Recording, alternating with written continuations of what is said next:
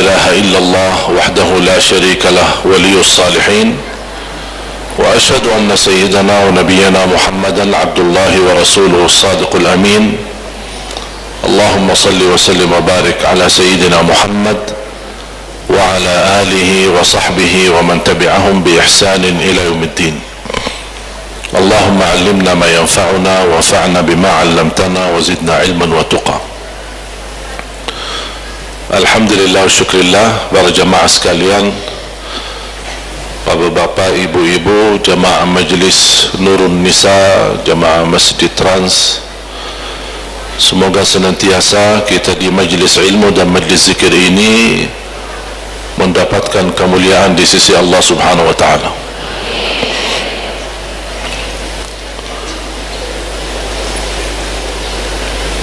Dalam kesempatan ini saya memulai dengan hadis yang diriwayatkan Imam Tirmizi, sebagaimana bersabda Rasulullah sallallahu alaihi wasallam, "Ma jalasa qaumun fi majlisin," di riwayah fi baitin min buyutillah, yatluna kitab Allah, di riwayah yang lain yadhkuruna Allah, إلا نزلت عليهم السكينة وغشيتهم الرحمة وحفتهم الملائكة وذكرهم الله في من عنده. في رواية وفي آخر المجلس يقول الله قوموا مغفورا لكم.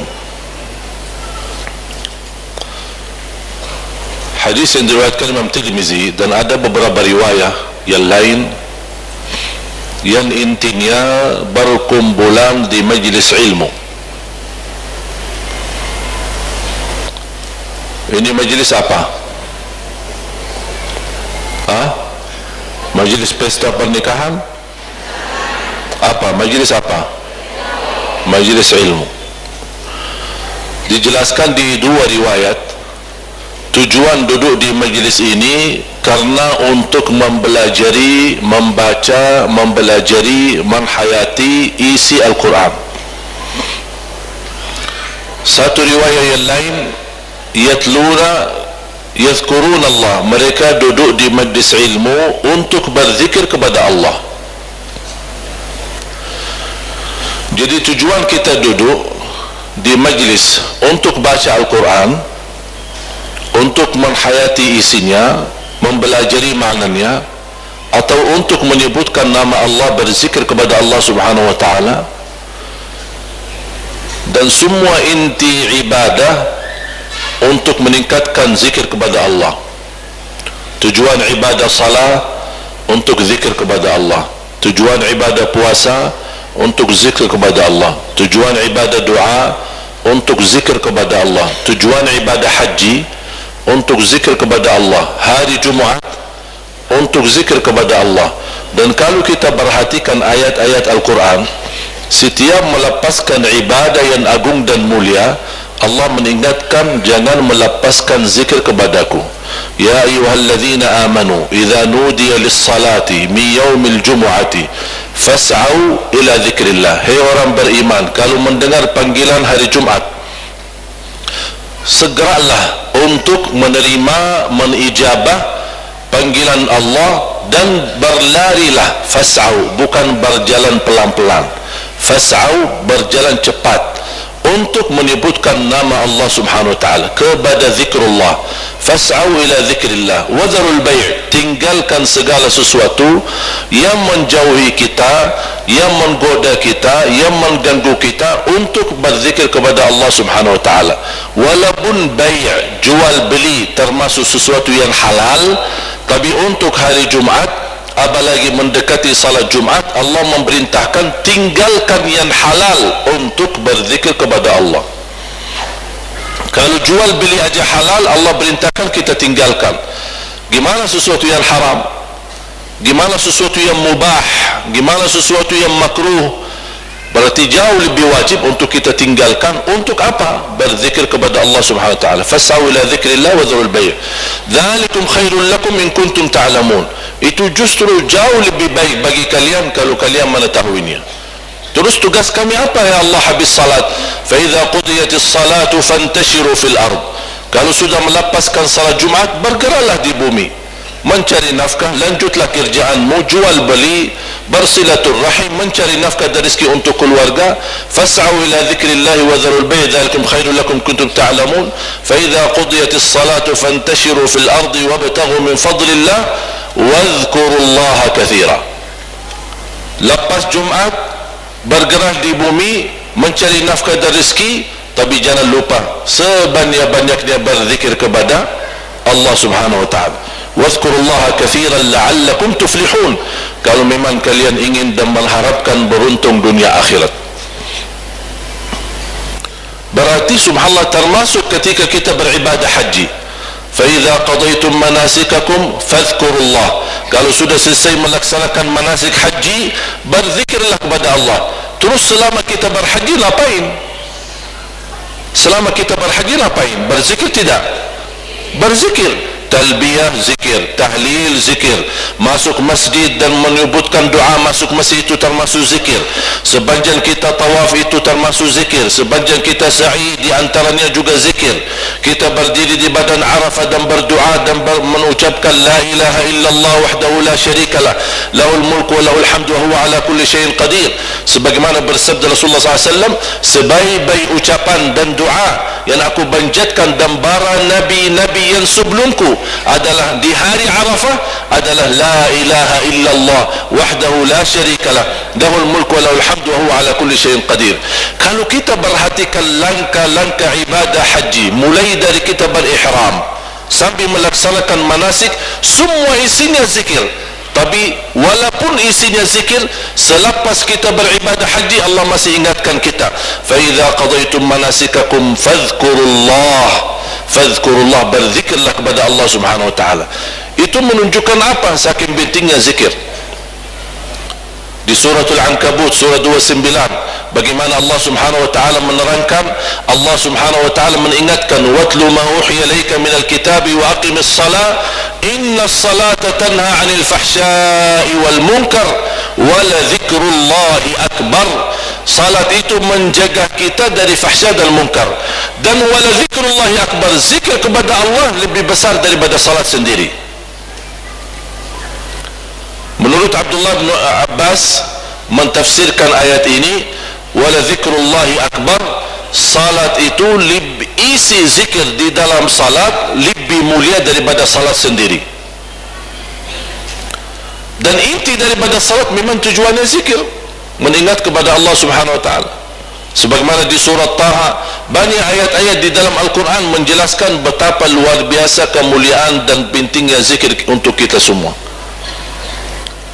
عن عبد الله بن بسر رضي الله عنه قال أن رجلا جاء إلى رسول الله صلى الله عليه وسلم فقال يا رسول الله إن شرائع الإسلام كثرت علي فدلني على عمل أتشبث به قال لا يزال لسانك رطبا من ذكر الله. Sebagaimana di hadis yang dibawakan Abdullah bin Bisr radhiyallahu anhu, beliau berkata, ada seorang laki-laki datang kepada Rasul, ya Rasulullah, amalan-amalan dan perintah-perintah dalam agama cukup banyak bagi saya. Nampaknya itu orang tua. Aku sudah merasa tidak mampu menguasai dan mengamalkan segalanya. Tolong ya Rasulullah, berikan kepada aku amalan yang aku bisa istiqomah dan aku megang tidak melepaskannya. Apa Rasulullah SAW bersabda, la yazalu lisanuka ratban min dzikrillah, basahi lidahmu dengan zikir kepada Allah Subhanahu wa taala. Bahagia seorang yang mampu di setiap waktu dan setiap saat lidahnya tidak pernah berhenti karena dia berzikir kepada Allah Subhanahu wa taala. Ada disebutkan satu kisah Sayyidina Abu Bakar, saking banyaknya zikir lidahnya tidak bisa diam. Saking banyaknya zikir lidahnya tidak bisa didiamkan. Sampai disebutkan dari kisah, saya masih menggali dan mencari tahu apakah itu riwayat benar atau tidak. Tapi benar atau tidak benar itu cuma kisah, bukan sesuatu yang bisa membentuk ibadah atau sesuatu yang membentuk amalan. Itu sebuah kisah. Jadi kisah beda sama hukum. harus dibedakan. Kisah beda sama hukum. Ada kisah yang bisa kita ambil pelajaran, bisa diterima, bisa ditolak. Tapi kalau yang buntu amalan atau hukum fikih, harus kita mengetahui apakah hadis itu benar atau tidak. Karena nanti kita akan mementukan sesuatu amalan atau sebuah hukum fikih yang kita bisa menyampaikan kepada orang lain. Jangan sampai kita salahkan atau menyampaikan salah hukum fikih, tapi ternyata hadis yang kita bawa palsu atau daif. Disebutkan Sayyidina Abu Bakar saking banyaknya zikir, kalau dia mau diamkan lidahnya, dia simpan batu biar lidahnya diam, saking banyaknya zikir radhiyallahu an. Dan banyak sahabat dikenal sebagai ahli zikir. Cukup Nabi Muhammad sallallahu alaihi wasallam menjadi ahlu zikri. Nabi kita Nabi Muhammad SAW sebaik-baik Nabi, sebaik-baik manusia, tapi tidak pernah melepaskan lidahnya dengan zikir kepada Allah Subhanahu wa ta'ala. La yazalu lisanuka ratban min zikrillah, basahi lidahmu dengan zikir kepada Allah Subhanahu wa ta'ala. Ada satu hadis yang diriwayatkan Imam Tirmizi, Ibnu Majah, Al-Imam Malik di dalam Muwatta'nya, Al-Imam Ahmad di dalam Musnadnya. Hadis sahih dan cukup indah. Bahkan menurut saya hadis yang terindah untuk mengingatkan kita zikir kepada Allah Subhanahu wa ta'ala. Rasulullah sallallahu alaihi wasallam bersabda, "Ala unabbiukum bi khairi a'malikum wa azkaha 'inda malikikum wa arfa'iha li darajatikum khairul lakum min infaqil waraqi wal dhahab wa khairun min an talqaw aduwakum fatadribu a'naqahum wa yadribu a'naqakum." Qalu bala ya Rasulullah, qala dhikrullah ta'ala. Rasulullah sallallahu alaihi wasallam bersabda, "Ala unabbiukum bi khairi a'malikum." Apakah kalian ingin tahu apa amalan yang terbaik? Wa azkaha 'inda malikukum, amalan yang paling suci. Wa arfa'iha li darajatikum, amalan yang tertinggi darajatnya. Cuba sebutan Rasulullah SAW. Kenapa Rasulullah SAW sebelum menyampaikan amalan ini, Rasulullah SAW mancing sahabatnya dengan bertanyaan, apakah kalian mau tahu amalan yang terbaik, amalan yang tersuci, amalan yang termulia, amalan yang tertinggi derajatnya? Oh, siapa yang tidak mau? Bahkan lebih baik daripada sedekah dan zakat, lebih baik daripada kita keluarkan emas kita dan perak kita di jalan Allah Subhanahu wa ta'ala. Tambah kaget sahabat, lebih baik daripada menghadapi musuh di waktu perang, dia membunuh kita atau kita membunuh mereka, berarti lebih baik daripada jihad fi sabilillah. Sahabat langsung bala ya Rasulullah, kami mau ya Rasulullah. Dan ini salah satu cara kita berdakwah, sebelum menyampaikan sesuatu kita mancing dengan pertanyaan. Itu cara Nabi Muhammad SAW menyampaikan, supaya apa? Orang penasaran, orang ingin tahu. Bala ya Rasulullah, kata bala bukan hanya kami mau dengan pasti dan yakin, penasaran kami ya Rasulullah. Apa itu ya Rasulullah jawabannya? Apa itu amalannya yang begitu luar biasa, yang terbaik amalan, yang tersuci amalan, yang paling tinggi darajatnya, yang termulia di sisi Allah, yang lebih baik daripada menginfakkan emas dan perak, dan lebih baik daripada jihad fi sabilillah, sampai kita terancam akan dibunuh atau kita membunuh musuh? Apa itu ya Rasulullah? Rasulullah SAW menjawab cuma satu kata atau singkat kata, zikrullah ta'ala, zikir kepada Allah. Selepas kita salat melaksanakan zikir, padahal salat itu ibadah. Tapi coba ketika kita salam, apa yang kita ucapkan habis salam? Astaghfirullah. Memang kita lagi lakukan dosa? Kita lagi dosa atau lagi ibadah? Kenapa kita menutupi atau diawali dengan istighfar habis salam? Supaya kita mendapatkan pelajaran, istighfar bukan hanya untuk dosa maksiat. Orang berfikir disuruh istighfar, iman dosa saya apa? Iman salah saya apa? Istighfar itu termasuk juga untuk beribadah. Ketika kita selesaikan menjalankan sebuah ibadah, kenapa kita tutupi dengan istighfar? Karena kita tidak tahu bagaimana kesempurnaan ibadah kita, kekurangan ikhlas, kekurangan khusyuk, kekurangan atau tercampur dengan riya, atau tercampur dengan hal-hal yang kita tidak inginkan dan harapkan, maka kita ucapkan astaghfirullah, ya Allah, kalau ada kekurangan dalam ibadah kami, mohon diampuni. Astaghfirullah, astaghfirullah, astaghfirullah.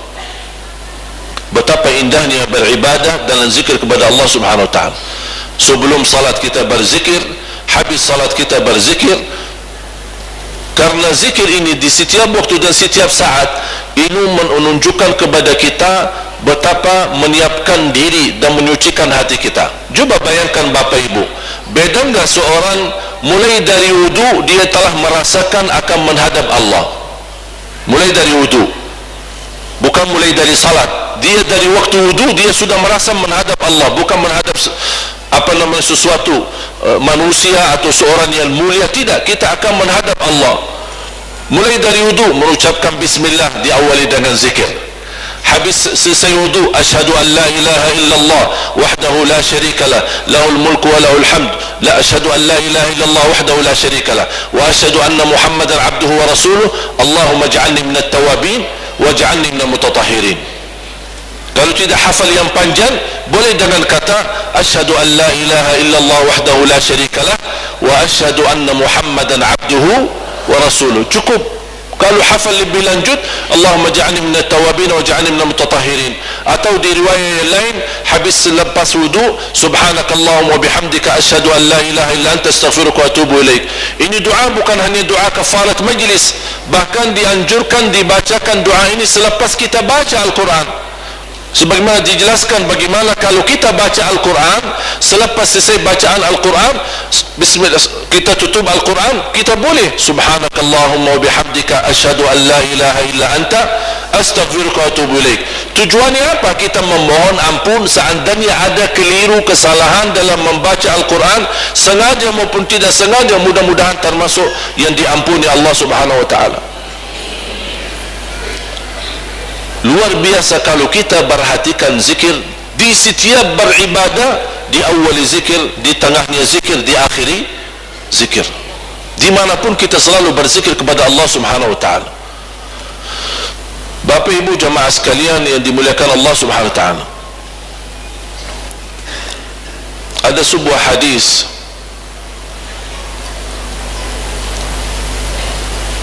saya sangat kagumi hadis ini.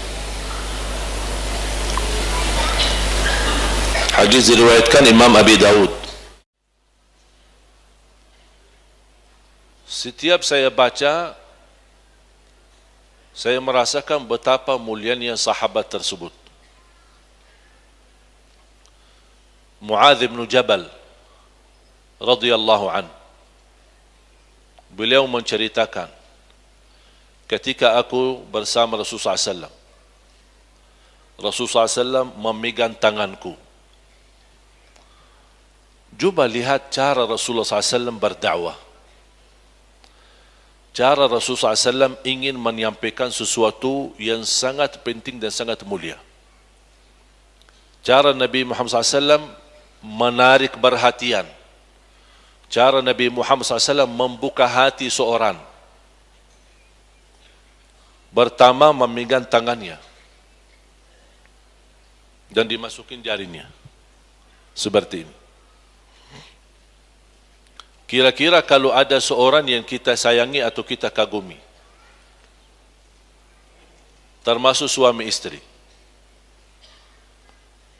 betapa rasanya harmonis, nikmat, cinta dengan kita menyentuhkan tangan dua-duanya bersalaman dan memeluk tangannya bersama-sama, tidak melepaskan di sepanjang perjalanan. Apalagi yang memegang tangan kita Rasulullah sallallahu alaihi wasallam, memegang tangan Muadz bin Jabal, dan lebih daripada itu Rasul mengucapkan, wallahi inni la uhibbuk, wallahi inni la uhibbuk, demi Allah aku mencintaimu, demi Allah aku mencintaimu, sampai 2 kali.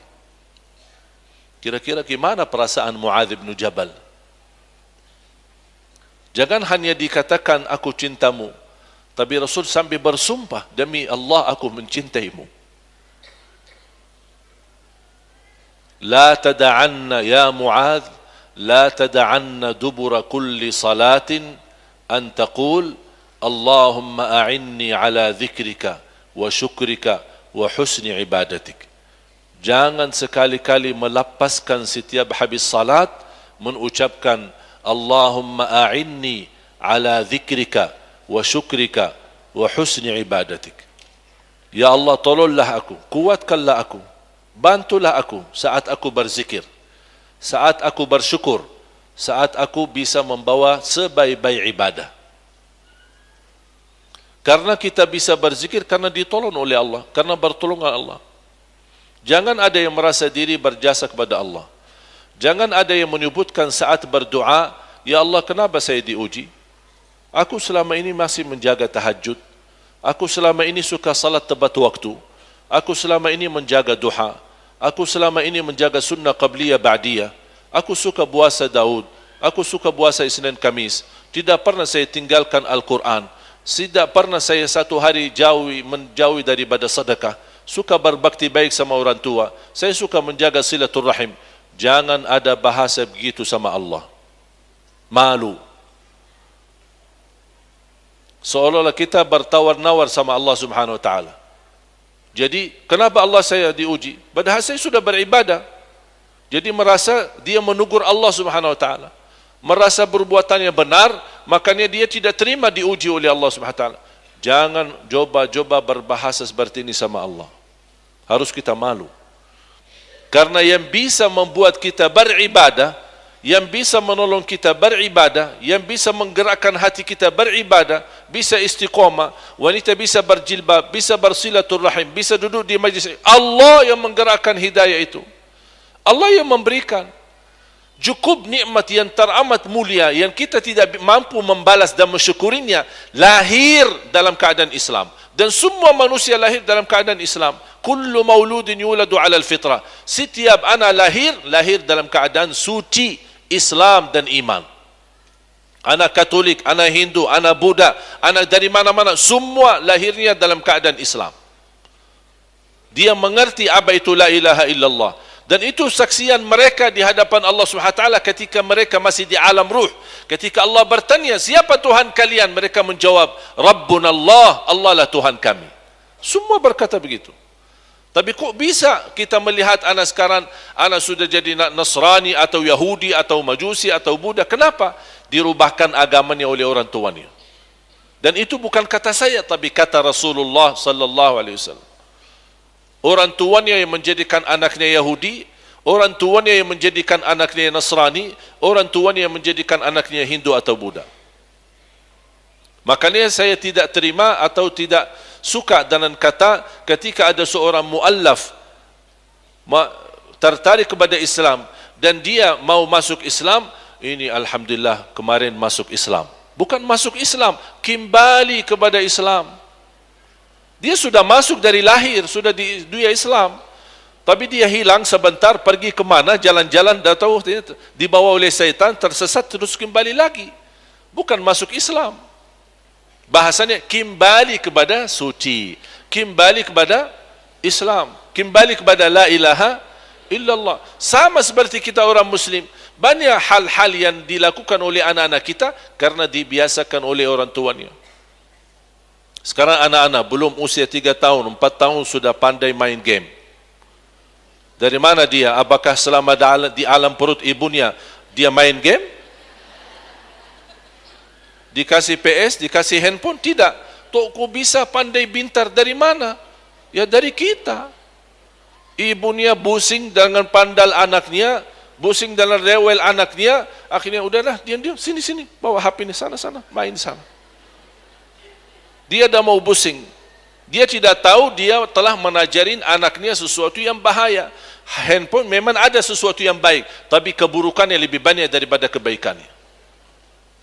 Banyak orang tersesat gara-gara handphone. Coba sekarang lihat anak-anak kita, berjam-jam tidak bosan main handphone. Makanya fantas kalau kita melihat curhat seorang ibu, susah ajain anak-anak bisa baca Al-Quran. Susah ajain anak ngaji sama-sama. Susah ajain anak bersalat sama-sama. Tapi tidak pernah ada orang curhat sama saya berkata, susah aja anak main game. Karena sudah dibiasakan. Cuba contoh yang istimewa, kita memiliki anak-anak yang hebat di acara Hafiz Indonesia. Apa sih beda anak-anak mereka dengan anak-anak kita? Bedanya apa? Ada orang berkata, oh ini anak-anak pintar. Oh tidak ada, biasa-biasa aja. Orang tuanya aja awam, tidak bisa baca. Dan kita sudah lihat contoh-contoh. Nonton Hafiz Indonesia kan? Suka nonton? Suka nangis? Habis tisunya? Masih insyaAllah, doakan insyaAllah di tahun yang ke-7. Kita sudah 6 tahun berjalan Hafiz Indonesia. InsyaAllah kita akan tayangkan juga di bulan suci Ramadan. Mudah-mudahan kita masih punya umur untuk bisa membawa syiar Al-Quran. Dan inilah salah satu visi misi kami yang alhamdulillah dengan bantuan Allah Subhanahu wa taala dan juga tertarik hati jamaah membantu bebasan lahan. Alhamdulillah sudah hampir 30% sudah dibebaskan. Cuma 1 meter 200.000, tapi alhamdulillah banyak yang menwakafkan 10 meter, ada yang 1 meter, ada yang setengah meter, ada yang 5 meter. Seikhlasnya, kita tidak pernah tuntut mana yang kita mau. Tapi selalu saya berkata, lebih baik banyak ikhlas daripada sedikit tidak ikhlas. Setuju? Ya kan, kita sebentar lagi 2019 harus semuanya rubah. Kita minta dirubah ini, ganti ini, ganti itu. Sama juga daripada kata lebih baik sedikit ikhlas daripada banyak tidak ikhlas. Nah, kita rubah lagi 2019 menjadi lebih baik banyak ikhlas daripada sedikit tidak ikhlas. Agar insyaAllah 2019 kalau sudah berhasil kita membebaskan sisanya kurang lebih 70%, kita insyaAllah akan segera membangun. Yang menjadi visi utama saya, mudah-mudahan saya selalu berdoa, ya Allah jangan cabut nyawa saya sampai mampu melahirkan 1 juta penghafal Al-Quran untuk Indonesia. Dan kami sudah bekerja, bukan belum bekerja. Walaupun kami belum punya tempat, tapi alhamdulillah sementara kami menggunakan tempat di Jatinegara dekat terminal Kampung Melayu. Jadi kalau jamaah yang mampir ke Jakarta, suka main ke Jakarta, setiap hari Ahad kami punya majlis ta'lim tidak jauh dari terminal Kampung Melayu. Kalau ditanya mana majlis ta'lim Syekh Ali Jabir, orang pasti beritahu karena di sama jajak atau sama jaraknya dengan terminal Kampung Melayu di Jalan Jatinegara Barat nomor 169. Setiap hari Ahad ada majlis ta'lim umum dibuka. Dan alhamdulillah tahun ini kami telah berhasil melahirkan 14 penghafal Al-Quran 30 juz. Dari beberapa atau berbagai macam daerah. Ada yang dari Palu, ada yang dari Lombok, ada yang dari Makassar, ada yang datang berninap di situ, ada yang pulang pergi karena tempatnya tidak muat, ada juga buat ibu-ibu, ada belajar bahasa Arab, ada belajar digital marketing dan free. Digital marketing free, tapi syaratnya satu, belajar Al-Quran di tempat kami. Jadi anak-anak SMA, SMK selepas mereka sekolah datang belajar ngaji di tempat kami, terus baru naik di atas untuk belajar digital marketing secara free. Dan alhamdulillah banyak berkembangan, dan ini semua atas izin Allah, pertolongan Allah dan juga doa dan bantuan jamaah sekalian. Kalau bukan kepercayaan jamaah, mohon maaf kami tidak bisa apa-apa. Oleh kerana itu mohon doanya, dan selalu saya berdoa, ya Allah mohon jangan cabut nyawa saya sampai aku mampu menghasilkan 1 juta penghafal Al-Quran untuk Indonesia. Makanya saya membawakan adik-adik saya ada di sini. Ada 4 sekarang adik-adik saya di sini. Ada adik saya Muhammad, ada Syekh Hussein, ada Ahmad, ada Anas, dan sekarang saya lagi merayu adik saya yang perempuan. Kan ada 3 perempuan. Saya merayu mereka bisa pindah ke Indonesia supaya bisa berguna untuk jamaah ibu-ibu. Karena kebanyakan jamaah kita kan ibu-ibu. Kan saya penggemar ibu-ibu kan. Makanya saya minta supaya ibu-ibu jauh lebih nyaman untuk belajar, jauh lebih tidak merasa malu, dan juga saya bisa terhindar dari cuci mata terus. Makanya saya menawarkan ibu adik-adik saya termasuk ibu saya untuk bisa datang kemari untuk bisa berguna, bermanfaat untuk jamaah ibu-ibu di Indonesia. Bapak Ibu jamaah sekalian dimuliakan Allah Subhanahu wa taala. Ma jalasa qaumun fi majlisin. kembali kepada hadis yang pertama.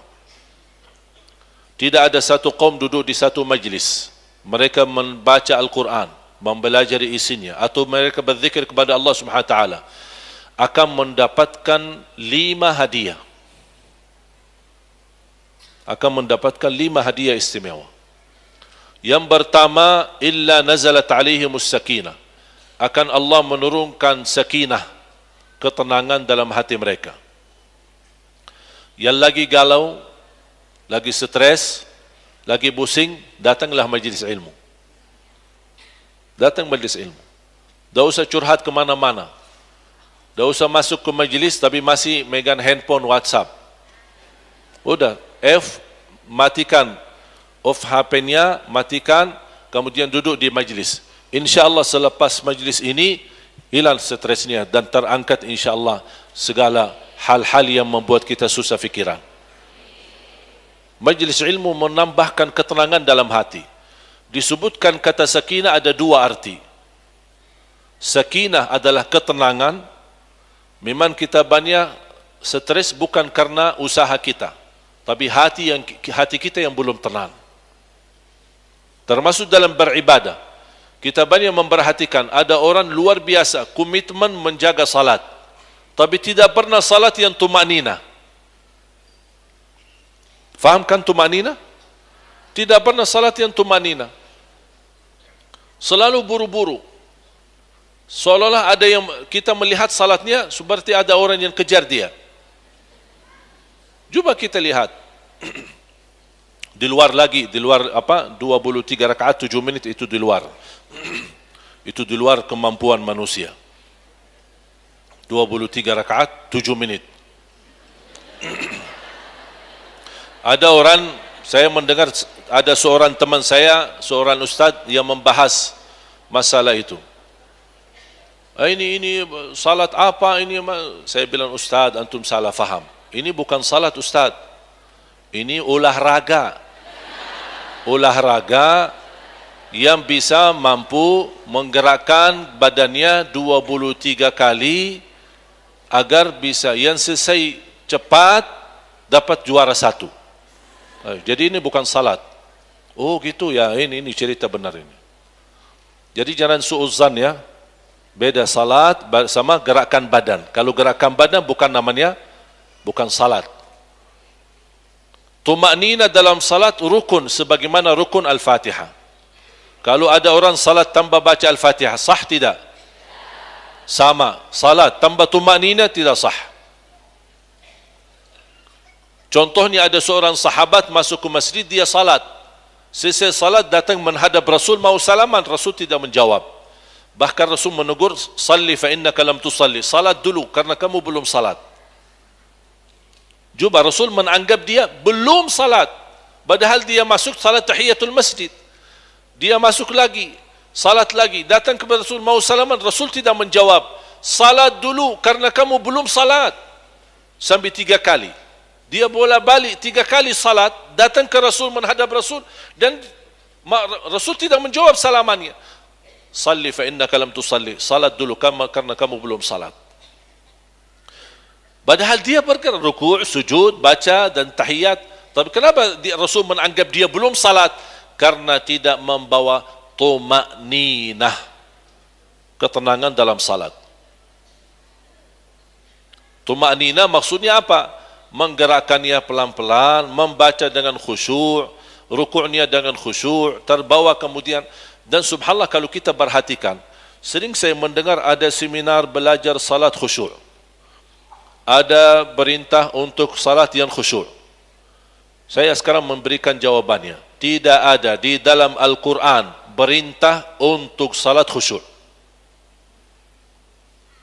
Sekali lagi saya ulang. Tidak ada di dalam Al-Quran atau hadis perintah untuk menggerakkan salat khusyuk. Tidak ada. Terus salat khusyuk yang kita baca dalam Al-Quran itu apa? Itu sifat hamba-hamba yang melaksanakan salat khusyuk. Bukan perintah. Terus bagaimana kita bisa menghadirkan, mendatangkan khusyuk? Yang bisa menjaminkan kekhusyuan dalam salat, tumakninah. Kembali lagi. Tumakninah diperintahkan Diperintahkan tumanina, bukan diperintahkan khusyuk. Kalau kita bisa tumanina, akan khusyuk terbawa. Seberapapun persen kekuatan tumanina akan terbawa sama beberapa persen kekhusyuan. Kehilangan khusyuk karena kehilangan tumanina. Kalau tumanina selalu ada, insyaAllah khusyuk selalu ada. Dan ini butuh latihan. Jangan harap satu saat 100% salat sunnah qabliyah kita atau ba'diyah kita atau salat wajib 100% khusyuk. Jangan harap itu. Jangan harap. Ada seorang tabi'in berkata, aku melatih diri untuk salat yang khusyuk 20 tahun latihan, mujahadah, terus bekerja keras 20 tahun, baru aku 20 tahun kemudian menikmati salat. Berarti jamaah sekalian, kita butuh waktu. Saya tidak mau berkata supaya ibu-ibu jangan putus asa. Ya, 20 tahun terus gimana ini? Apalagi yang sudah tua-tua, gimana 20 tahun lagi masih ada ya? Tapi intinya, jangan kita berhenti untuk terus berusaha tumanina, bukan khusyuk. Karena kalau sudah bisa tumanina akan terbawa kekhusyuan. Bagaimana cara tumanina? Gerakannya, bacaannya, jangan sambung-sambung ayatnya. Bismillahirrahmanirrahim. Allahu Akbar. Oh, nikmat. Jangan terlalu panjang. Allah. Kepanjangan. Tapi yang standar lah, yang wajar, yang apa namanya sederhana. Allahu Akbar. Ucapannya pun jelas. Allahu Akbar. Apa yang Allahu Akbar? Allahu Akbar. Ketika membaca dalam talbiyah, memulai dalam talbiyah, baca doa iftitah kita.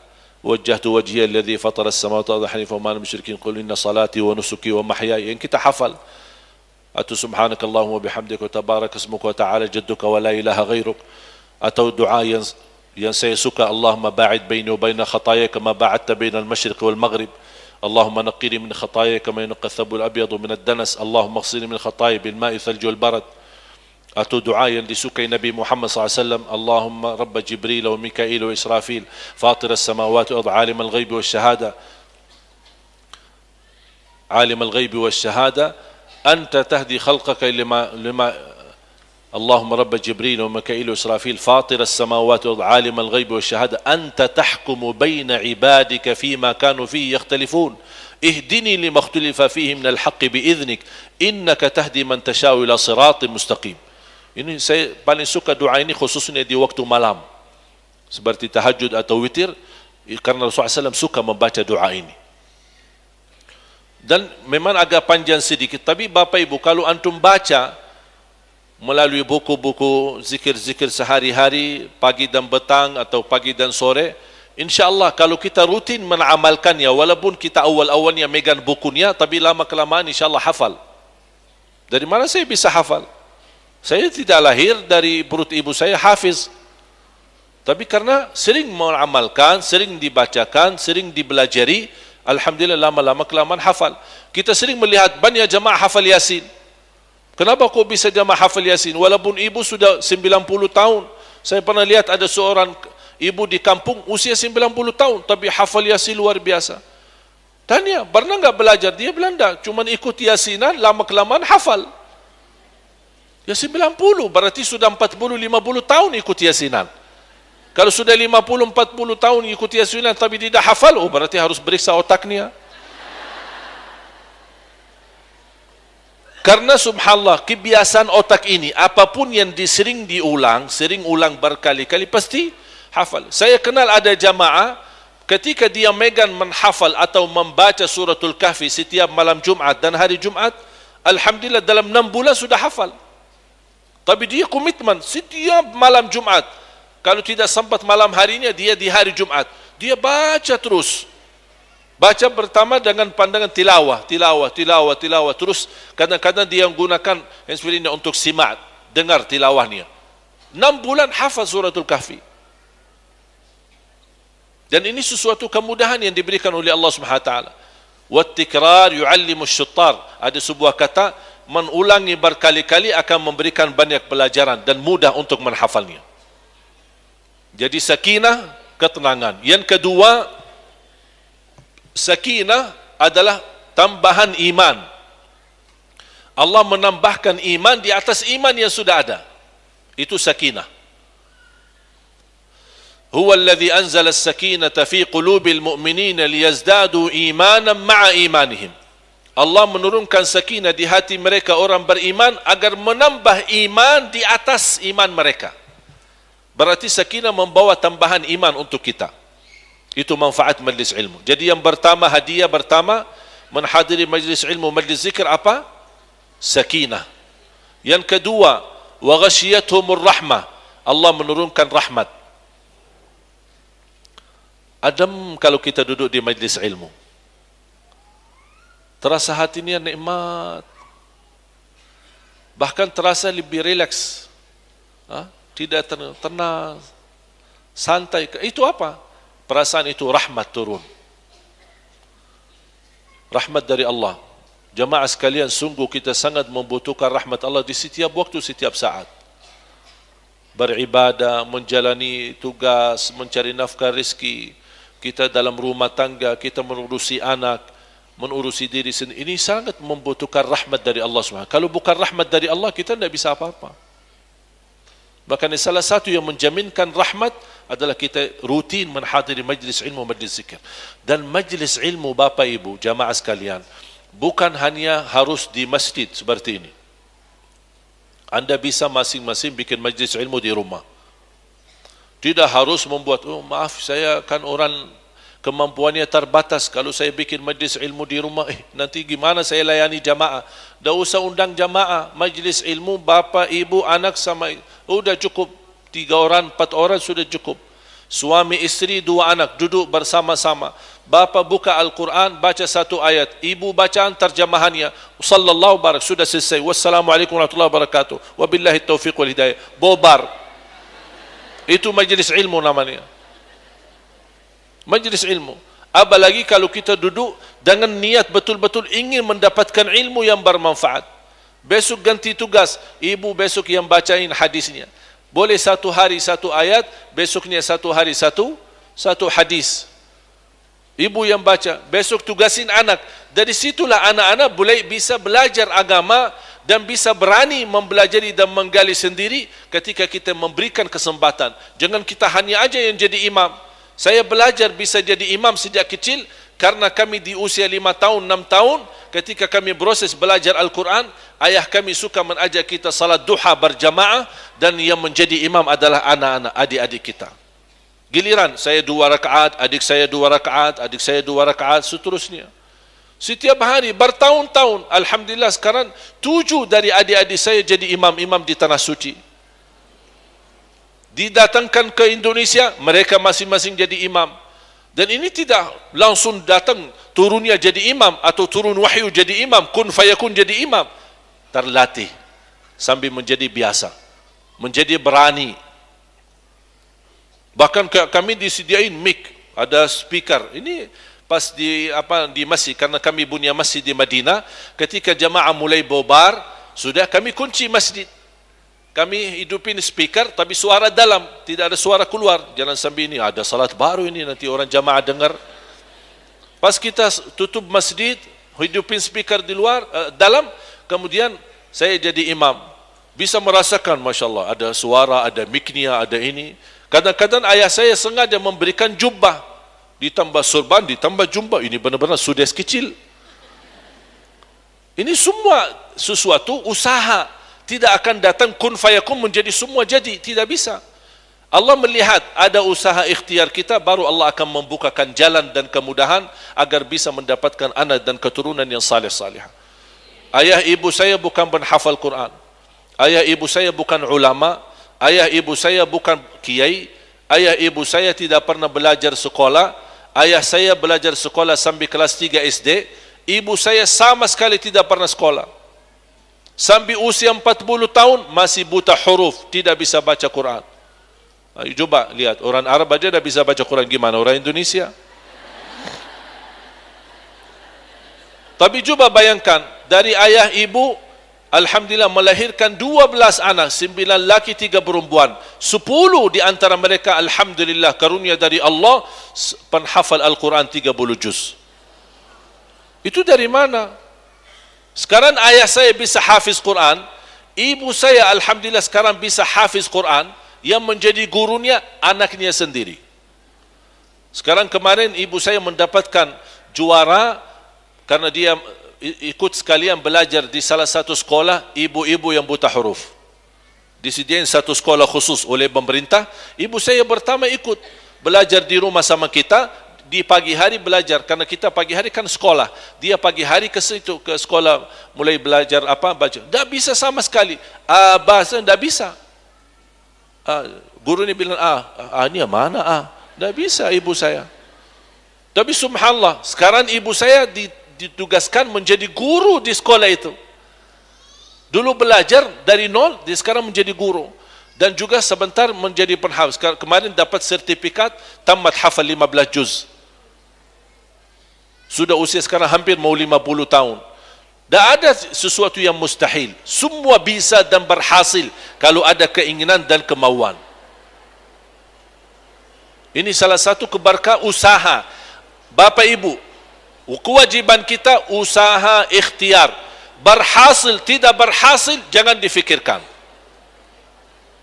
Yang penting anda berusaha. Jangan anda berkata, aku sudah berusaha, kok tidak berhasil. Sudah putus asa. Tidak boleh. Jangan menunggu hasilnya. Tapi anda tunjukkan ikhtiar dan usahanya. Dan ini salah satu yang membantu kita selalu mendapatkan rahmat majlis ilmu. Termasuk kita di rumah. Bikin majlis ilmu. Bawain pembantu, ada supir kita, ayo duduk sama-sama. Ikut duduk bareng. Saya dapat hari ini amalan. Saya dapat hari ini hadiah dari habis majlis ilmu. Sebarkan. Anda bisa jadi belajar ilmu dan juga mendakwa orang lain. Walaupun anda dakwain cuma satu amalan, itulah ilmu yang saya dapat. Saya tidak bisa banyak. Berarti kita terus bisa menyebarkan kebaikan kepada orang lain, terutama keluarga kita. Yang tidak bisa kumpulkan dengan keluarga, alhamdulillah, sekarang aja kita duduk bersama keluarga tapi masing-masing punya handphone. Ayah ada di sampingnya, ibunya di depan TV-nya, anak masing-masing di kamar atau di ruang depan, tapi masing-masing punya handphone. Megang handphone, sibuk, tidak tabah muka. Kapan ditabah muka? Pas bangun tidur. Seharian, udah kesempatan karena anak kita terlalu banyak megang handphone, share lah amalan-amalan yang bermanfaat agar mereka bisa baca. Begitu kita share dan kirimkan, kita tanya, sudah amalkan belum nak? Ingatkan. Hadiah yang ketiga di majlis ilmu, wa haffathumul malaika. Allah hadirkan malaikat di majlis kita. Saya berani bersumpah, ada malaikat hadir di majlis kita walaupun saya tidak melihat. Saya tidak bisa pandangi malaikat, tapi saya percaya dan yakin malaikat hadir di majlis ini. Kenapa saya percaya dan yakin? Karena itu bersabda Rasulullah sallallahu alaihi wasallam. Wa dzakarahumullahu fi man indah. Yang keempat, dan menurut saya yang keempat ini itulah yang termulia di antara semua hadiah. Karena ada 5 hadiah. Yang pertama, sakinah. Dapat sakinah, ketenangan. Yang kedua, rahmat dari Allah Subhanahu wa taala. Yang ketiga, malaika, dihadiri oleh malaika. Yang keempat, wa dzakarahumullahu fi man indah. Allah menyebutkan nama kita masing-masing. Kalau disebut nama kita oleh presiden, senang enggak? Gimana kalau disebut nama kita oleh Allah? Kenapa Allah berkenan sebut nama kita? Karena kita hadir di majlis ilmu dan majlis zikir. Karena malaikat yang turun hadir majlis ini tidak semua malaikat. Masih ada di alam langit makhluk-makhluk yang lainnya kita tidak tahu. Ada malaikat, ada para nabi, ada para syuhada, ada ulama, ada aulia, kita tidak tahu. Bagaimana bentuk hidup mereka, bagaimana kehidupan mereka, kita tidak tahu. Tapi yang kita yakini ada. Kalau kita hitungkan malaikat saja, miliaran malaikat ada di alam langit. Sampai ketika Rasulullah SAW waktu Isra Mi'raj, kata Rasulullah, ketika saya jalan di atas langit pertama sampai ke-7, saya tidak berani melangkah, harus pelan-pelan dan berhati-hati. Karena setiap langkah satu kaki, ada malaikah kanan kiri saya yang sujud, ada malaikah yang ruku', ada yang malaikah yang istighfar, ada malaikah yang tasbih. Cuba bayangkan, setiap satu langkah kaki ada malaikah, kata Rasulullah SAW. Belum lagi yang di Baitul Ma'mur. Kata Rasulullah SAW, sekali tawaf ada 70,000 malaikat yang tawaf. Dan malaikat yang lain menunggu gilirannya. Ketika selesai mereka 70,000 tawaf, malaikat yang baru datang 70,000. Kata malaikat Jibril kepada Nabi Muhammad, yang sudah kesempatan tawaf satu kali, untuk menunggu gilirannya, sampai hari kiamat tidak sempat. Saking banyak malaikat yang tawaf. Satu kali tawaf 70,000 malaikat. Berarti miliaran, bahkan bisa triliunan, kita tidak tahu berapa jumlah malaikatnya. Makanya ada di alam langit makhluk-makhluk Allah yang tidak diizinkan oleh Allah mereka turun. Memang ada malaikat yang ditugaskan turun ke bumi. Seperti ada malaikat yang menghadiri majlis. Sebagaimana malaikat ketika mendengar ada majlis zikir, majlis ilmu, menajak yang lain. Halummu ila hajatikum, halummu ila bughyatikum. Ini malaikat saling menajak. Nanti saya akhiri dengan satu hadis yang indah, yang cukup panjang, tapi saya akan singkatkan betapa malaikat haus untuk menghadiri dan mencari majlis ilmu dan majlis zikir. Padahal malaikat sudah suci, malaikat sudah mulia di sisi Allah, tapi begitu rasa hausnya mereka untuk menghadiri majlis ilmu dan majlis zikir. Makanya malaikat yang tidak hadir, makhluk yang tidak berkesempatan duduk di majlis kita, Allah subhanahu wa ta'ala menyebut nama kita. Ada jamaah, bapa fulan, ibu fulana, menghadiri majlis ilmu dan majlis zikir. Mereka ingin mengingat kepadaku, ingin belajar tentangku, ingin mendekatkan diri mereka kepadaku. Allah sebutkan nama-nama kita. Betapa mulianya kita jamaah sekalian. Sebab kita masih banyak dosa, masih banyak kotor, masih banyak jauh dari Allah Subhanahu wa taala, tapi karena berkat majlis ilmu dan majlis zikir, Allah masih berkenan menyebutkan nama kita. Bahkan Rasulullah SAW bersabda di hadis yang sahih, duduk 1 jam la an ajlisa sa'atan fi majlis ilmin khairul liya min an a'takifa fi masjidi hadha syahra. Lebih baik duduk sesaat. Disebutkan dalam hadis sa'atun. Sa'atun bisa dikatakan 1 jam atau sesaat. Saya duduk di majlis sesaat atau 1 jam untuk mendapat ilmu bermanfaat, kata Rasulullah SAW, itu lebih baik daripada i'tikaf di masjidku 1 bulan. Cuba bayangkan. Ini bersabda Rasulullah SAW. Saking begitu mulianya, ini Rasul sendiri menyebutkan, aku memilih lebih baik aku duduk di majlis ilmu, majlis zikir sesaat atau 1 jam, jauh lebih mulia daripada i'tikaf di masjidku, kata Rasulullah SAW, selama 1 bulan. Berarti majlis ilmu lebih mulia daripada i'tikaf sendiri. Bukan i'tikaf di Masjid Trans, tapi i'tikaf di Masjid Nabawi. Juga Rasul sampai sebutkan, masjidku itu lebih baik di majlis ilmu daripada i'tikaf di masjidku. Sallallahu alaihi wasallam. Betapa mulianya kita belajar. Apalagi kita beribadah, semakin ada dasarnya dan ilmunya, semakin mulia ibadah kita. Beda sama orang yang beribadah tapi tidak ada dasar dan tidak ada petunjuknya dan tidak ada dasarnya untuk kita mendekatkan diri kepada Allah Subhanahu wa taala. Wa dzakarahumullahu fi man 'inda. Allah menyebutkan nama kita masing-masing kepada malaikat yang tidak berkesempatan turun ke bumi. Berarti semakin lama akan dikenal oleh malaikat. Semakin rutin hadir majlis ilmu dikenal oleh malaikat. Oh, ibu fulana, Masya Allah, rutin majlis ilmu, rutin majlis zikir. Yang terakhir, diriwayatkan Imam Ahmad dalam musnadnya, selepas majlis ilmu ini menjadi hadiah yang kelima, yang saya akan sebutkan dalam hadis yang panjang. Inna lillahi malaikatun sayyaratun aw sayyaha, yabhathuna an hilaqil ilmi wa hilaqil dzikr. Allah memiliki malaikat yang keliling, jalan-jalan. Ada malaikat tugasnya jalan-jalan. Tapi bukan jalan-jalan ke Trans Studio atau ke mall Terus jalan-jalan ke mana? Jalan-jalan ke majlis ilmu, majlis zikir. Inna lillahi malaikatun sayyaratun au sayyaha. Disebutkan mereka adalah suka berjalan-jalan untuk mencari ilmu, majlis ilmu dan majlis zikir. Kalau mereka menemukan satu majlis, mereka mengajak yang lain. Halummu ila hajatikum. Inilah kebutuhan kalian. Inilah yang kalian cari. Inilah kalian yang inginkan. Ayo sini.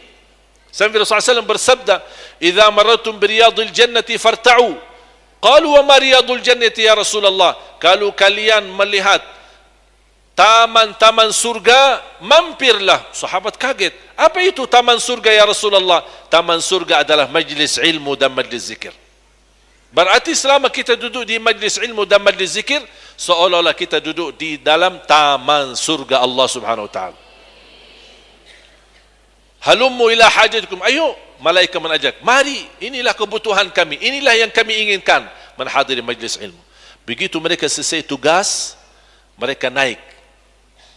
Dan saya menajak Bapak Ibu dan saya akhiri cerita yang terindah. Dialog antara Allah dan malaikatnya. Malaikat yang tugasnya keliling, jalan-jalan di bumi, mencari majlis ilmu, majlis zikir, mereka kembali ke bumi, ke langit. Allah bertanya dari mana mereka dan Allah lebih tahu dari mana. Tapi kenapa di sini bisa diterangkan cerita supaya menjadi pelajaran buat kita. Allah tanya sama malaikatnya dan Allah mengetahui segala sesuatu yang dilakukan oleh malaikat. Dari mana kalian? Malaikat menjawab, kami dari bumi. Apa yang kalian lakukan? Kami mencari majlis ilmu dan majlis zikir. Dan kami menemukan satu majlis dan kami duduk di situ. Allah tanya, apa yang dilakukan oleh hamba-hambaku di majlis ini? Mereka berkata, kalian menyebutkan namamu, mengagungkanmu. Apa kata Allah Subhanahu wa taala? Wahai malaikat, hamba-hambaku di majlis ini mengagungkanku, memuliakanku. Apakah pernah mereka melihatku? Sekarang saya bertanya, apakah pernah ibu bapa melihat Allah? Pernah bertemu Allah? Berjumpa dengan Allah? Cinta enggak sama Allah? Berkenan berzikir setiap saat? Menyebutkan namanya? Allah tanya sama malaikat, apakah pernah mereka melihatku? Kata malaikat, ya Allah tidak pernah melihatku. Melihatmu ya Allah. Allah bertanya lagi sama malaikat, bagaimana kalau mereka melihatku? Kata malaikat, pasti akan jauh lebih indah zikirnya kepadamu dan menyebutkan namamu. Apa yang mereka inginkan? Kata malaikat, mereka menyebutkan dalam doanya, memohon surgamu ya Allah. Allah bertanya lagi sama malaikatnya, apakah pernah mereka melihat surgaku? Kita belum pernah melihat surga Allah. Tapi begitu rasa rindu menjadi ahli surga. Siapa yang tidak mau jadi surga? Siapa yang tidak mau menjadi ahli surga? Siapa yang tidak mau duduk bersama Siti Aisyah bagi wanita-wanita? Bersama Siti Khadijah? Bersama istri-istri SAW duduk bareng? Bisa jalan-jalan di dalam surga-surga Allah. Walaupun tidak ada Tanah Abang di sana, tapi tidak apa-apa, bisa jalan-jalan kemana gitu. Duduk bareng, makan bareng, subhanallah, indahnya luar biasa. Bisa duduk bersama Rasulullah SAW, mendengar Rasulullah SAW, dan di situ nanti di surga, tidak ada ibadah lagi. Tidak ada ruku', tidak ada sujud. Tidak ada orang berkata, aku ingin tahajud. Pas selama di dunia saya suka tahajud, sekarang saya ingin tahajud. Tak akan muncul keinginan itu. Karena surga bukan tempat ibadah, tapi surga tempat balasan Allah atas usaha kalian selama di dunia. Makanya jangan sia-siakan waktumu di dunia ini. Karena ini lagi menghadapi ujian. Ujian nasional, ya bisa dikatakan nasional. Ujian, dan kita akan melihat hasil apakah naik kelas atau tidak nanti di dalam surga Allah. Makanya jangan sia-siakan waktunya. Kata Allah Subhanahu wa taala, bagaimana kalau mereka melihat surgaku? Kata malaikat, pasti akan jauh lebih merindukan surgamu ya Allah. Apa yang mereka takut? Allah bertanya lagi sama malaikat. Malaikat berkata, hamba-hambamu takut disiksa di dalam neraka. Takut neraka? Kok takut sih? Imam pernah lihat neraka? Pernah mampir ke sana? Mau mampir? Sebentar. Biar dirasain. Saya sering perhatikan ketika ada seorang imam berdoa, sampai panjangnya doa, makmum pada nantuk.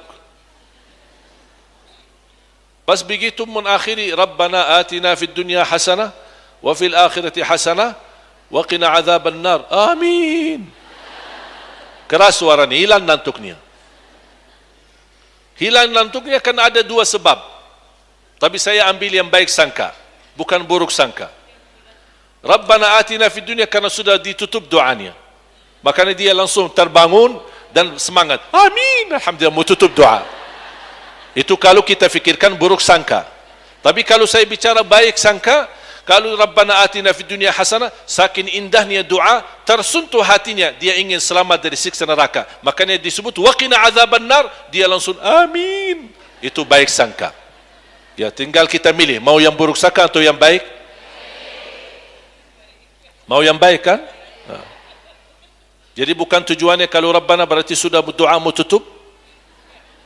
Karena biasa di Indonesia selalu di akhir doa Rabbana atina fid dunya hasanah. Makanya saya suka kadang-kadang Rabbana saya di tengah. Begitu saya sebut Rabbana, saya dengar suara jemaah amin. Terus saya baca lagi doa ni. Oh, belum selesai ya. Karena sudah terbiasa. Tak apa-apa sekali-kali rubah kebiasaan. Ketika di akhir hadis ini hadis panjang, diriwayatkan Imam Ahmad dalam musnadnya. Saya suka hadis ini. Sebenarnya cukup panjang, tapi saya lagi singkatkan saja. Kata Allah, bagaimana kalau mereka melihat nerakaku? Kata malaikat, pasti akan jauh lebih takut. Di akhir majlis, kata Allah subhanahu wa ta'ala, Ushhidukum ya malaikati anni qad ghafartu lahum. Saksikan wahai malaikaku, aku telah mengampuni dosa-dosa hambaku yang hadiri majlis ilmu itu. Sebenarnya Bapak Ibu, yang menarik hati saya ketika baca hadis ini, anda silahkan buka di Google, bisa anda cari. Luar biasa indah hadis ini. Yang menarik hati saya ketika Allah berkata di ujung hadis, Ushhidukum ya malaikati. Saksikan wahai malaikaku, aku telah mengampuni, bukan akan mengampuni, tapi telah mengampuni dosa-dosa hambaku yang hadiri majlis ini.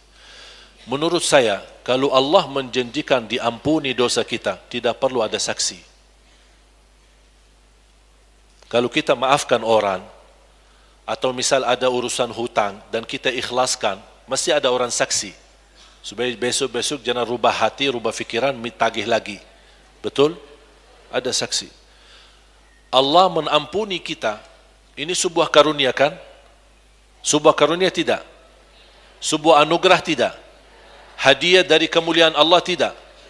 Ini semua hadiah dari Allah. Jadi kalau ini sebenarnya karunia dari Allah, buat apa Allah bawain saksi?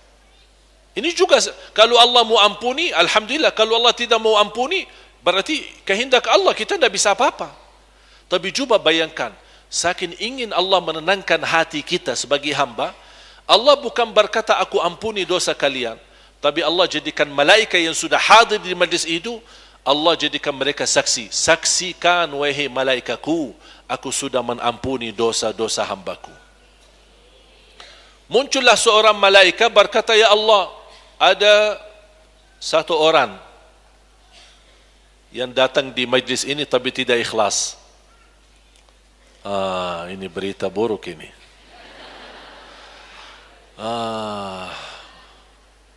Kok malaikat bisa tahu sih? Ikhlas itu kan isinya di mana? Di hati, bukan di hati, bukan di gantung, dompet, apa? Di hati. Ikhlas isinya di hati. Tapi kok bisa malaikat tahu? Bapak Ibu, yakini yang hanya tahu isi hati kita hanya Allah, bukan malaikat.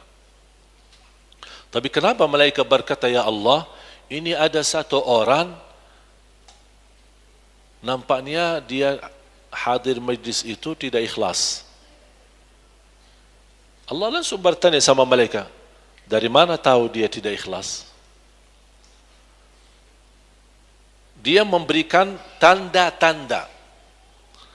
Ini orang datang, ya Allah ada hajat. Dia janji sama seorang ibu atau janji sama seorang jamaah, ketemu di depan Masjid Trans. Ternyata ibu tunggu kedatangan tamunya yang sudah janjian. Ternyata tamunya telat. Mulai majlis ilmu, ibu yang sedang menunggu, dia tidak berkenan tunggu lama. Dia mau ikut majlis ilmu. Datanglah orang yang sudah janjian, cari ibu di mana? Ibu di mana? Kok saya janjian? Oh maaf, saya sudah di dalam majlis. Akhirnya ibu itu ikutlah. Ya udahlah, saya ikut sekalian. Biar nanti habis majlis kita bertemu. Berarti tujuan utama dia datang untuk majlis atau untuk janjian? Ada yang janjian hari ini? Ketemu di studio atau apa? Trans studio? Atau mau kemana? Janjian ketemu saya. Tapi coba bayangkan, lihat karunia Allah Subhanahu wa taala. Ini kan tanda-tanda yang bisa menimbulkan di malaikat, ini orangnya tidak datang tujuannya. Jadi seolah-olah mereka memberikan kepada Allah, apakah ini gimana keadaannya? Apakah sama juga diampuni atau apa? Karena ini bukan datang ke majlis ilmu, dia cuma datang ada janjian. Allah SWT apa jawabannya Allah kepada malaikat? Wa huwa qad ghafartu lahu. Humul qawmu la yashqa bihim jalisuhum. Dia juga aku ampuni dosanya. Bukan karena niatnya, bukan karena perbuatannya, tapi karena berkah majlisnya. Apa kata Allah Subhanahu wa taala? Saya tidak mau merusakkan kebahagiaan orang yang ada di majlis ini karena keburukan niat si fulan. Justru keberkahan kebahagiaan mereka dan niat tulus jamaah, Allah lumpahkan keberkahannya kepada orang yang hatinya tidak tulus. Subhanallah. Saking mulianya majlis ilmu, orang yang tidak tulus hatinya, tidak ikhlas, yang bukan tujuan utama datang ke majlis ini, dia justru diampuni. Kira-kira gimana yang datang untuk majlis ini? Gimana yang datang untuk menggali ilmu, mencari ilmu? Di majlis mana saja? Kalau orang saja yang tidak niatnya tulus untuk hadiri majlis ilmu, Allah ampuni karena keberkahan majlis. Betapa niat dan besar pahala di sisi Allah bagi jamaah yang datang. Ada yang jalan kaki, ada yang naik kendaraan, ada yang naik taksi, ada yang naik Grab, ada yang naik mobil pribadi, ada yang naik motor. Subhanallah. Langkah-langkah kita semua, insya-Allah saya doakan tidak ada yang sia-sia. Bahkan saya harap sebagaimana langkah-langkahmu, kesulitan dan halangan yang kita hadapi sepanjang perjalanan kita, mudah-mudahan Allah balasnya, termasuk kita kembali lagi ke rumah masing-masing. Setiap langkah-langkahnya dibalas oleh Allah Subhanahu wa taala.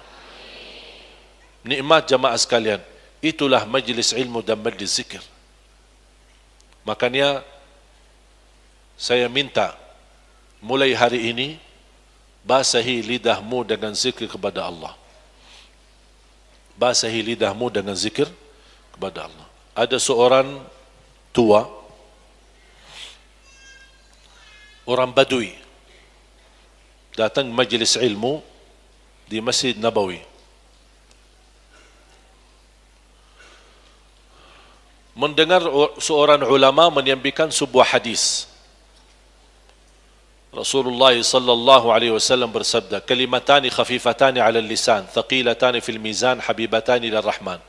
Dua kalimat ringan di atas lidah, berat di atas timbangan, dicintai Allah. Subhanallah wa bihamdih, subhanallahil azim.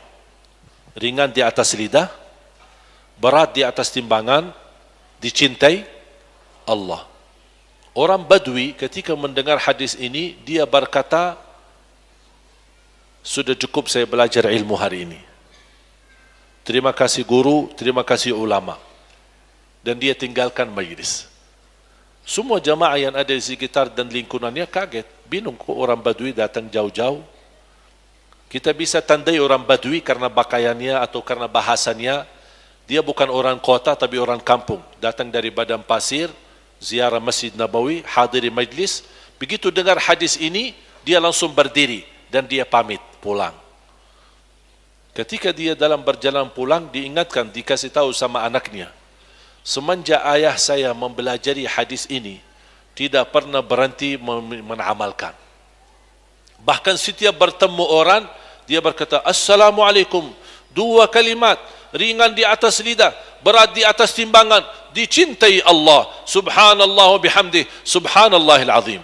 Sampai ke rumah, bertemu istrinya dan keluarganya, 2 kalimat, istrinya 4 ya, 2 kalimat. Orang Badui biasa istrinya 4. Kalau saya orang kota bukan orang Badui ya. Jadi sayang sekali ya. Dua kalimat, ringan di atas lidah, berat di atas timbangan, dicintai Allah, subhanallah wa bihamdi, subhanallahil azim. Bertemu dengan anaknya, 2 kalimat, ringan di atas lidah, berat di atas timbangan, artinya berat, saking besar pahalanya.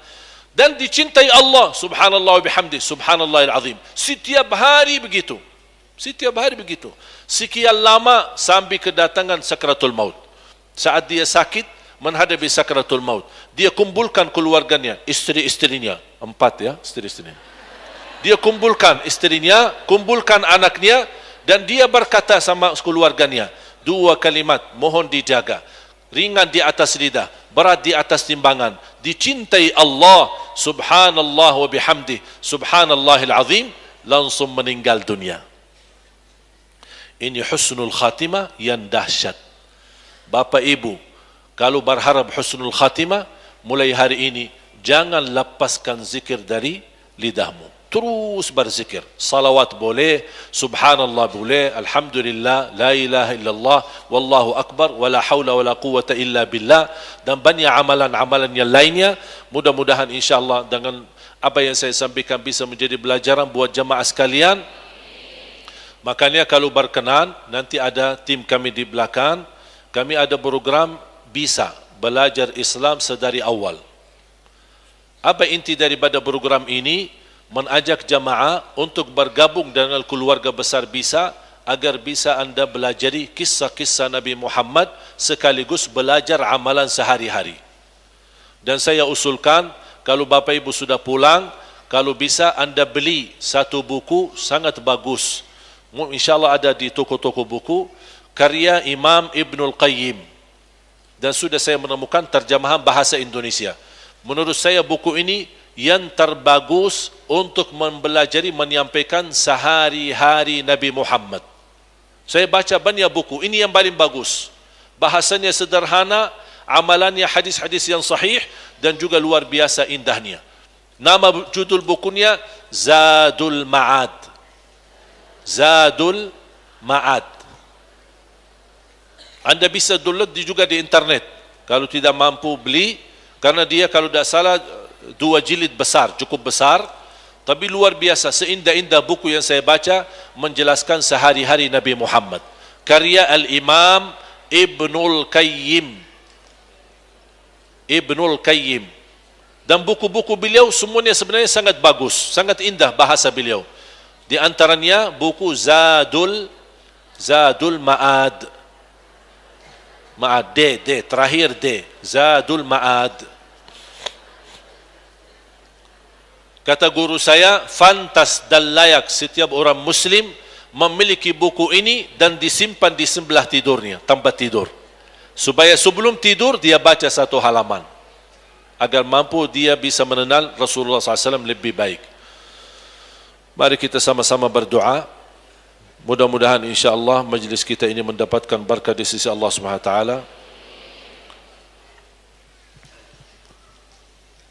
Yang berkenan nanti jamaah sekalian bergabung menjadi keluarga besar dari yayasan kami, dan mudah-mudahan insyaAllah menjadi keluarga besar wakaf yang menjadi tempat pusatnya Al-Quran.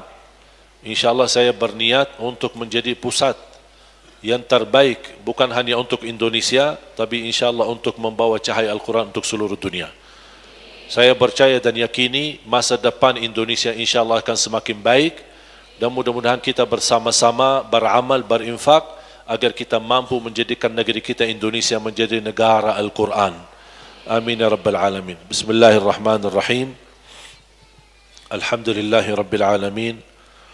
حمد الشاكرين حمدا كثيرا طيبا مباركا فيه مباركا عليه كما يحب ربنا ويرضى اللهم صل على سيدنا محمد وعلى آل سيدنا محمد اللهم يا الله اهدنا في من هديت berilah kepada kami petunjuk kepada jalan yang lurus ihdinas siratal mustaqim ya Allah banyak nikmat yang kami terima kami belum mampu mensyukurinya.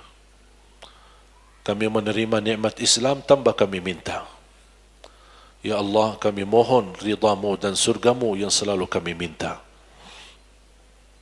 Ya Arhamar Rahimin, rahmatilah kami. Rahmatilah kami dalam kehidupan kami. Rahmatilah kami dalam rumah tangga kami. Rahmatilah kami saat kami memimpin anak kami. Rahmatilah kami saat kami lagi jalan menuju dan mencari ridha-Mu. Ya Allah, rahmatilah kami di setiap waktu dan setiap saat. Ya Allah, ya Arhamar Rahimin, aku mohon berilah kepada kami kemudahan dalam segala urusan. Anugerahlah kepada kami taufiq-Mu agar kami mampu menjadi hamba-hamba-Mu yang salih-salihah. Anugerahi kepada kami dan keluarga kami menjadi keluarga Al-Quran, penghafal Al-Quran, yang mengamalkan isi Al-Quran, yang berakhlak-akhlakul Quran, dan kumpulkanlah kami di hari kiamat bersama Ahlul Quran dan menerima syafaatnya Al-Quran. Allahumma ya Allah, berilah kepada kami keberkahan rizki yang bisa membawa kami ke tanah suci haji dan umrah dan ziarah Nabi Muhammad sallallahu alaihi wasallam. Atas izin-Mu ya Allah, kami sama-sama berkumpul di masjid ini, menghadiri majlis ilmu ini, yang mudah-mudahan majlis ini menjadi saksi baik bagi kami di hadapan-Mu hari kiamat. Ya Allah, atas izin-Mu dan takdir-Mu kami berkumpul bersama-sama. Ya Allah, berilah kepada kami kemuliaan, sama-sama bertemu kembali di dalam surga-Mu ya Allah.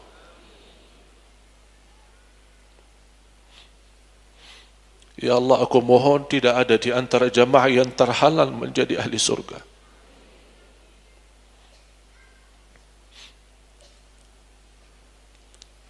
Ya Allah, aku mohon tidak ada di antara jamaah yang tertulis namanya tidak boleh bertemu Nabi Muhammad di hari kiamat.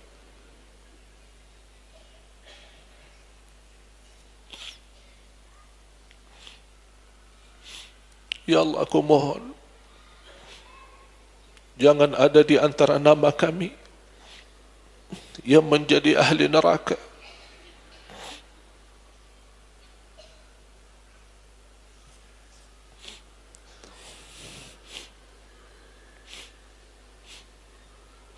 Kami akui banyak kesalahan kami, banyak dosa kami, banyak kelemahan kami, kebodohan kami terhadap agama-Mu ya Allah.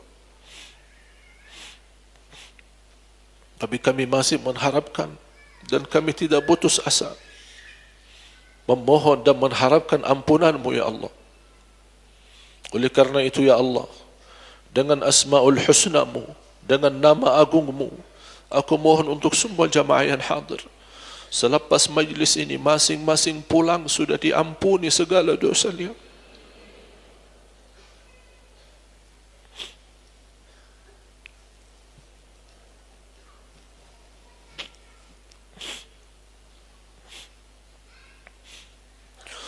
Diampuni segala dosanya. Dosa besar, dosa kecil, dosa terang-terangan, dosa sembunyi. Disucikan hatinya, dibersihkan jiwanya.